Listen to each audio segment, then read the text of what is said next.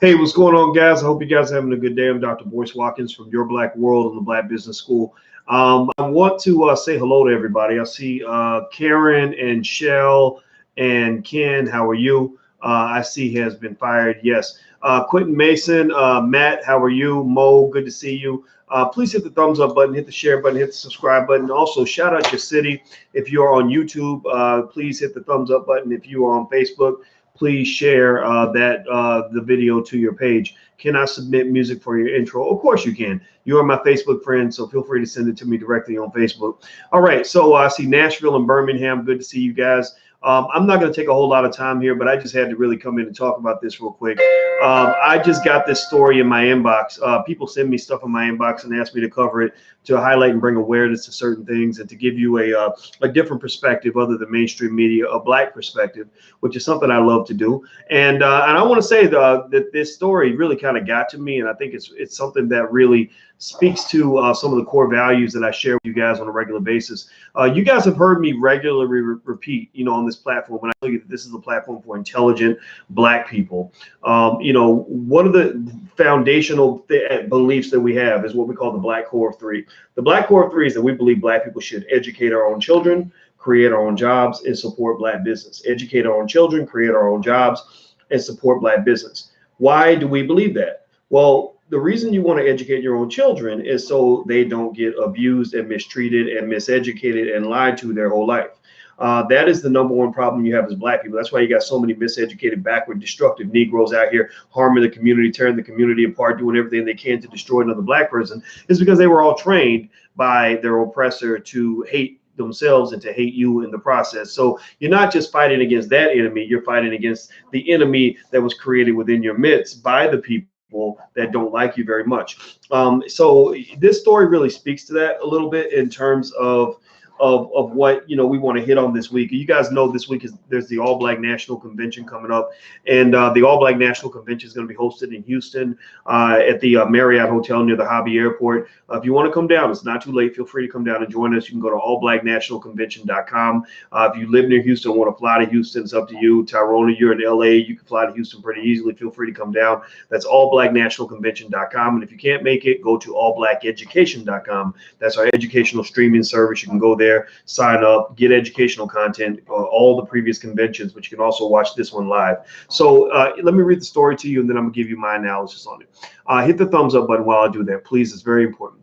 All right, so let's see here. A 6-year Florida girl was arrested, cuffed, and fingerprinted after she threw a kicking tantrum in her Orlando elementary school class, and her grandma's not happy. She was charged with battery, said her mother, Marilyn Kirkland.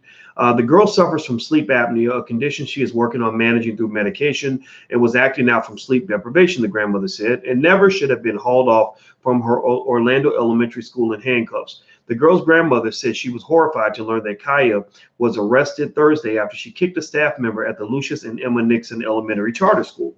The pint-sized perp was cuffed and driven 8 miles to Orlando's Juvenile Detention Center, where she was fingerprinted and had her mug shot taken.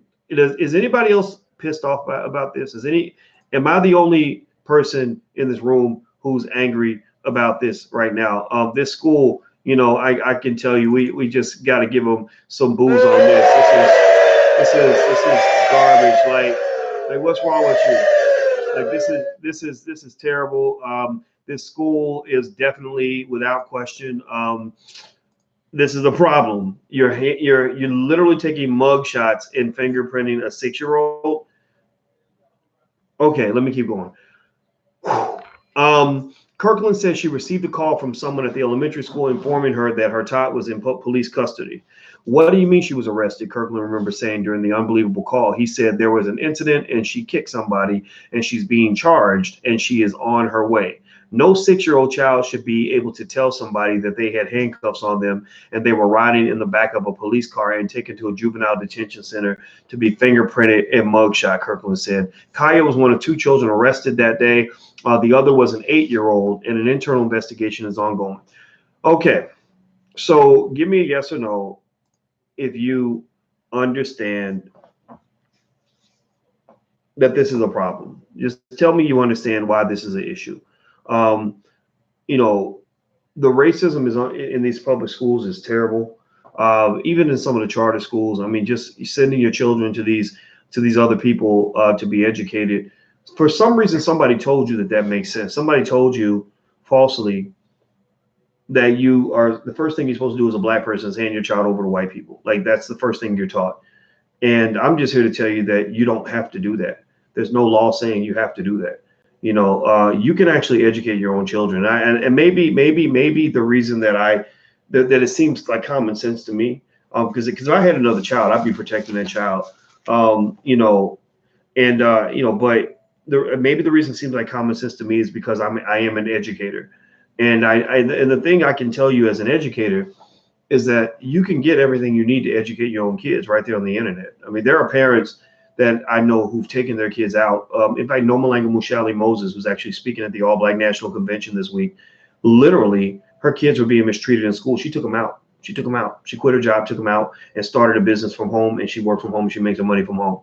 And so she can, educate and protect her kids. And her kids have done much better since then. These schools are terrible. This little girl has been introduced to the school to prison pipeline at an extraordinarily early age. They are preparing her for a really dark and devastating future. And I would say, let's get angry about it. But the thing about it is that being angry about it isn't going to solve the problem. See, black people, we give ourselves high blood pressure and strokes, getting pissed off constantly over what white people are doing. But we probably need to stop and look at what we're doing. There's so many areas in which we feed into this. We feed into white supremacy. I don't see why you would want your child in the hands of somebody that sees your child as a criminal the day they walk through the door. And that's how they see your children. That's especially how they see your sons. And now they're starting to do the same thing with your daughters. One of the highest growing rates of incarceration is among young black girls and young black women. And I really think as black people, we should just take notice of this, because most cases are not that extreme. In most cases, they're not taking your child down to the police station in handcuffs and fingerprinting them and booking them and all this other stuff. But what they are doing is they're putting your sons in detention more than they're putting other kids in detention. They're putting your children in learning disabled classes at an early age, which kills their ability to learn. The reason they put them in the classes is because then they have an excuse not to educate your child, because they say, oh, well, we're not going to push him because he can't learn. So many black people, many of the adults you see run around today, like these mumble rappers who can't spell their mama's name, are a product of that system. The reason they have a big audience, the reason there are lots of millions of black kids that look up to these dumbass mumble rappers in a lot of cases, is because they went through the same damn system. None of them value education because they never received any. None of them were ever expected to ever accomplish much of anything. So ignorance has become the rule of the day in your community. It's coming from your media and it's coming from your educational system. How can somebody go through an entire educational system and have no education? How can black people go through so many years of education but have no education? Like, how can you go through 12 years of school and come out and you can't read, you can't write, you can't do math? Do you know, I asked a young lady, there was a young lady, I was trying to help her, figure out how to start a business. I swear to God, I kid you not. She went through one of these crappy public schools and she's about 26, 27 years old.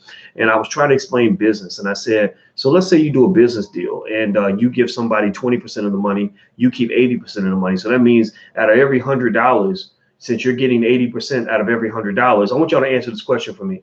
Out of every $100, if you get 80% of every $100, that means if $100 comes in, you get how much? Somebody answer that in the chat for me. Answer that question in the chat for me. I'm gonna give you guys time to answer that. So if you're getting 80% of the money, that means if $100 comes in, you get how much? Okay, thank you, Strawberry Quick. Answer it. I want y'all to answer. I want to see how quick y'all answer this question. Do you know what she said? She was 27 years old. I said, if you get 80% of the profits and $100 comes in, how much of that $100 do you get? You know what she said? She said, 16. I swear to God. I swear to God, she said 16. And I was like, I said, okay, the first thing I need you to do is I need you to go and I need you to learn fractions and percentages. I need you to get on YouTube and I need you to learn the basics of fractions and decimals and percentages, and then we could talk again. They got videos for, you know, children, and I wasn't trying to be mean. I mean, I was blown away. They poison your fucking kids, man. That's just, I mean, they are poisoning your fucking children. Do you understand what I'm saying? Do you understand the words coming out? They are poisoning your kids.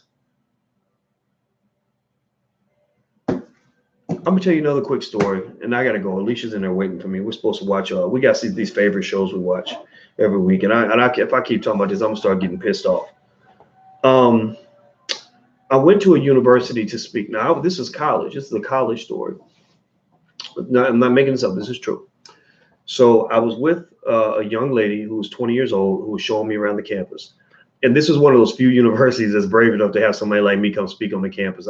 I'm not good at white liberal universities because I kind of bust the bubble of white liberal ally bullshit. Like I believe black people have to be strong and independent. I think the liberals are just almost as racist as the conservatives. So this school, you know, the students, God bless them, had the initiative to reach out and have me come to speak. So I was happy to come in. So this young lady, sophomore, very smart lady, showed me around the school. And she took me to meet some of the young brothers on the campus, right? So they had me sit down with these young men, and they were all on the football team. And there were three of them. And I think they were like, you know, a couple of sophomores and a junior, or junior, sophomore, and a senior. I don't remember, something like that. So we're sitting there talking, right?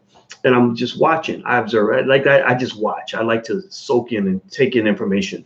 I try not to talk. I talk too much sometimes, but really when I'm thinking about it, I try not to talk. I try to observe so I can learn. So I was watching these guys talk, and they were talking about the NFL, right? They were talking about different teams. And they were saying, well, you know, I could hear them. They sound like NFL analysts on ESPN. They were like, oh, well, you know, the Cowboys have the best wide receivers, but the Detroit Lions have a better defensive line this year, so they're going to be much better. But so if the Giants hit the salary cap, they're going to have to trade so and so to the Raiders in order to blah blah. Like they're really breaking it all down, like Stephen A. Smith up in there, right? I'm just like, wow. And they're feeding off each other, just going in a circle and just having this conversation. I'm just watching this happen. And, you know, I'm a football fan and I'm interested, but I'm also just watching these men trying to understand them. You know, I believe before you correct, you must connect. So I'm trying to understand them. And then I finally interject and I try to recenter the conversation. And so I start talking about making money. And I said, yeah, well, you know, you guys should have a sports show. You guys, you know, on the internet, there's a lot of money being made on YouTube. You know, some of the highest paid people, you know, the highest paid YouTubers in the world make $5-10 million a year. You know, I said that I don't know a lot of brothers that have a really good sports show. Maybe you guys, instead of doing your show on the local radio station, which this is some little bullshit town, like nobody was listening to them on the radio. I said, why not go on YouTube? That way you monetize, you can make your money, and you can reach the world. If you're good at what you do, you can reach the whole world. And so they said, really? They said, can you make money on YouTube? I said, yeah, I said, oh yeah, there's a lot of money that you can make on YouTube. I said, so let's say that you make, you know, you put out your videos and you get, you know, $3 for every 1,000 viewers on a video. So let's say you get $3 per 1,000 viewers on the video. And I said, so let's say that you do a video and it does really well and you get 100,000 viewers. So you're making $3 for every 1,000 viewers. So if you get 100,000 viewers, how much money will you make? Like that was the question I asked myself. If you're making $3 per 1,000 viewers, and I want y'all to answer this question. So you make $3 per 1,000 viewers and you get 100,000 viewers, how much money would you make? Answer that question for me, guys. Just throw it in there so we can just make sure so you're following this story. Okay, I'm seeing 300K. Actually, it's per thousand. So $3 per thousand means that if you get 1,000, you get $3. If you get 2,000, you get $6. If you get 3,000, you get $9. It's not so 1,000 views won't get you $3,000. 1,000 views will get you $3. You follow me? Does that make sense? So the answer, so I asked these guys, I said, so how much money would you make on a video that has 100,000 views? Thank you, Frank. He said $300, right? That's what you make, right? And I was waiting for them to answer the question. I said, so if you get 100,000 views and you get $3 for every 1,000 views you get, how much money do you make? And they literally were throwing out numbers like $400. Like they literally didn't even, it took them a long time to answer. And I was like, okay, let me explain again. For every 1,000 views, I get $3. So that means if I get 1,000 views, I make $3, not 3,000, $3. If I get 10,000 views, I make $30. If I get 100,000 views, I make $300. Do you follow me? Right? These guys had no clue how to do that math. They couldn't do that basic math. And I sat there and I was like, maybe I didn't ask the question the right way. Maybe I wasn't saying it. Maybe I said it too fast or whatever. And I remember when I got done, I asked the young lady that was there, I said, did you hear that conversation? Did you hear me when I asked that question? Did that make sense when I asked it? She said, yeah. She said, I just didn't say nothing because I didn't feel like it was my conversation, because she was sitting over in the corner. I said, were you kind of surprised that it took them that long to answer the question? She said, yeah. She said, I knew the answer as soon as you said it. I knew it was $300, right? And so the point of the matter is that one of the problems that you also have in your community is that a lot of black women can't find good husbands because these motherfuckers are getting their brains fucked up in the public school system at the age of 9. At the age of 9, they're going to school and they're being taught that they are class clowns, that they are supposed to be stupid, that they're supposed to want to be football and basketball players or thugs. I was showing Alicia the Gunmo video with Tekashi 6ix9ine before he became the world's biggest snitch. So we're watching this video and she said, look at all these black men. She said, these are some good looking men. Like, these all could be great men for black women, but they're not good. They're not necessarily marriage material. They sit there, they smoke, lighting up blunts, they holding liquor bottles, holding their nuts, got the gang colors on. I'm not trying to say that a man can't be reformed and eventually become a better man. And these are young guys, but it's not like these guys were aiming to become the stable, sturdy men that you need to take care of a family. It's not like these men were working to they weren't holding books. They weren't thugging out with by seeing who could hold the most books or who could spend the most time in the library, right? Like, to me, that was, I'm so lucky because I don't know how I got lucky like that, but I remember as a young person looking at black male culture, African-American male culture, and saying, this is some bullshit. I don't want to be like these dudes. These dudes are going to be losers. They're going to, first of all, you're going to be an alcoholic. You're going to be a drug addict. You're going to catch every STD in the block, and you're going to be ignorant because you don't even want to study. Like, I don't want to be around that. I want to have a future. I don't want to be in jail. I don't want to get shot. I don't want to end up broke. I don't want to have some white man pissing in my face because I never did it. I never invested in my own future. But again, maybe I was just smarter than my friends. I have no idea. I don't think that, but I've had to sort of accept the fact that, okay, maybe you were a little bit different. But I can also tell you that my father was enough of a real man that he helped me know the difference between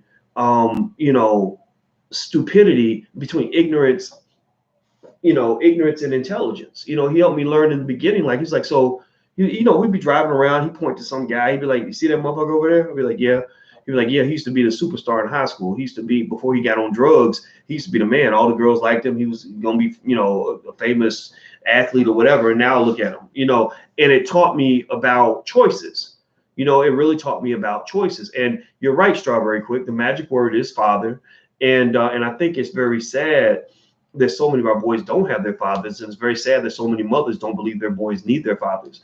And so as we're watching this Gummo video and we're seeing all these dudes just on the block, I'm sitting there thinking, wow, a lot of these are men that could have easily become, sturdy figures for somebody's family. Like, they, for some black woman, they could have been a great life partner. For some children, they could be, the daddy they could always depend on. It doesn't mean that they can't still do that. Some of them do that, but it's hard to do that when you're in jail, when you got 30 years on a RICO charge because of some shit you did when you were 18 years old. It's hard to do that if you're in a casket because you got caught up in some shit and got shot down. It's hard to do that when you can't read, write, or do math because you spent all your time dribbling basketballs and throwing football. So I circle back to my original point. It goes back to this little girl being put in handcuffs at the age of 6. These school systems are absolutely probably the worst poison that your child could get. A child in many cases is better off not going to school at all. And literally, if I had a choice between being a child who had to go to public school versus being a child who just sat with their parent, one of their parents, and YouTubed different videos on science and math and history all day, I'd rather be the second child. You could learn more that way, and you could teach your child more that way than you can by sending them to their oppressor, where they can be put in handcuffs and put in detention and put into special ed. And that's what I'm saying. Like, y'all need to just really sort of reassess this whole damn thing. Like, reassess everything, because they just lying to you. I mean, they're just straight up. Think about this. I was breaking this down to my friend Rashida today because we were talking about she was interviewing me for something she's working on. And I said, think about this. Imagine if we fooled white people into a system where we convince white people that when your child is born, the first thing you do is you send them to school to be educated by us in a school that's run by us. We're the teachers, we're the principals, we're the administrators. It's our rules, our culture, and we indoctrinate them on all the great things Black people have done. And we only tell them white people are evil and stupid. Like, that's all we tell them. And that Black people have done every great thing in the history of the world. We teach them all about Africa and ancient Egypt. Teach them nothing about Europe, Ireland, Scotland, the Greeks, none of that bullshit, right? Like so. And then on top of that, we're making all the money, right? So even if the schools are failing and the kids can't even read, we don't care because we're getting paid. So we're the ones who are financially benefiting by sucking up all their children and getting all the resources to educate their kids, or to pretend to educate their kids, right? And then we inundate them with Black media, where we own the media outlets, and we're just doing nothing but pushing Black supremacy on them at every step of the way, that Black people are better. Black people, every time there's a movie, the Black man is the hero, the white man is the loser, right? Imagine it. Like, imagine if we did that to them in media, and then we told them, hey, if you want to be successful, we Black people, we've created some universities. Whatever wealth you got in your family, we need you to empty your pockets. Empty your pockets now. Give us $250,000.